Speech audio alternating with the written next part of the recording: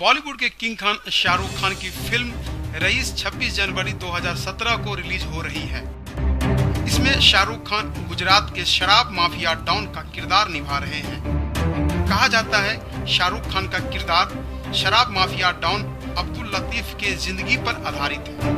अब सवाल उठता है अब्दुल लतीफ कौन था, और हम इस बात से पर्दा उठाने जा रहे हैं। अब्दुल लतीफ का जन्म अहमदाबाद के दरियापुर में एक गरीब परिवार में हुआ था। परिवार की आर्थिक हालात ठीक नहीं होने की वजह से वो ज्यादा पढ़ाई नहीं कर पाया। पेट भरने के लिए कम उम्र से ही काम करना शुरू कर दिया और ऐसे रास्ते पे चल पड़ा जिसका अंत मौत के रास्ते पर खत्म होता है। अब्दुल लतीफ जवानी के दहलीज पार करने के साथ ही कुछ ही वर्षों में गैंगस्टर बन गया। उसका दबदबा अहमदाबाद के बाद पूरे गुजरात तक फैल गया। अब्दुल ने गुजरात में अवैध शराब बेचने का नेटवर्क इतना मजबूत कर लिया था कि कोई भी बूटलेगर यानी अवैध शराब बेचने वाला उसकी मर्जी से धंधा नहीं कर सकता। कहा जाता है अब्दुल का बहुत से इलीगल धंधा था और वो हवाला में भी शामिल था।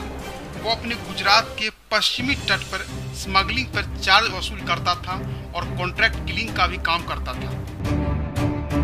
कहा जाता इसी बीच अंडरवर्ल्ड डॉन दाऊद इब्राहिम भी गुजरात के वडोदरा में ड्रग्स का नेटवर्क फैला चुका था। इसी दौरान एक बार दोनों के बीच लतीफ और दाऊद के बीच में गैंगवार छिड़ गई थी।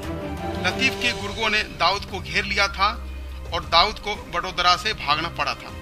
कहा जाता है कि बाद में दाऊद को लतीफ से दोस्ती हो गई और वो दाऊद की सहायता से अलाम जेब लेतर को मार दिया और गुजरात का डॉन बन गया।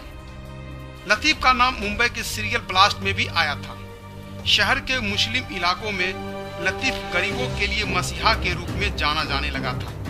वह बेरोजगार युवकों को अपनी गैंग में शामिल कर लेता और इसी वजह से उसे राजनीतिक समर्थन भी मिलने लगा था। 1985 में उसने जेल में बंद रहते हुए निकाय चुनाव में 5 सीटों पर चुनाव लड़ा था और 5 सीट पर चुनाव जीत लिया था, जो कि अपने आप में एक रिकॉर्ड है। लतीफ के इस जीत से गुजरात की राजनीति में खलबली सी मच गई थी। अब्दुल लतीफ पे 97 पेंडिंग केस था, जिसमें से 10 मर्डर और बाकी का केस अवैध शराब का था। लतीफ को 1995 में दिल्ली से गिरफ्तार किया गया। इसके बाद से उसे साबरमती जेल में रखा गया। नवंबर 1997 में अब्दुल लतीफ ने एक बार भागने की कोशिश की, जिस दौरान गुजरात पुलिस से इनकाउंटर में वह मारा गया।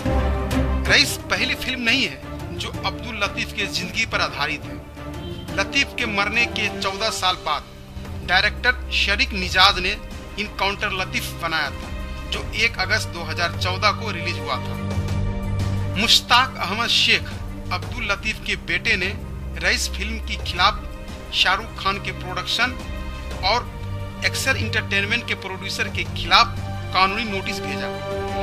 उसने आरोप लगाया कि फिल्म उसके पिता की जिंदगी पर आधारित है और फिल्म के जरिए उसके पिता की गलत छवि पेश की जा रही है। उसने इसके लिए 101 करोड़ रुपए की मानहानि का दावा किया। उसने फिल्म की रिलीज और प्रमोशनल मटेरियल रोकने की मांग की। रईस फिल्म में शाहरुख खान के अलावा नवाजुद्दीन सिद्दीकी और माहिरा खान प्रमुख भूमिका में है।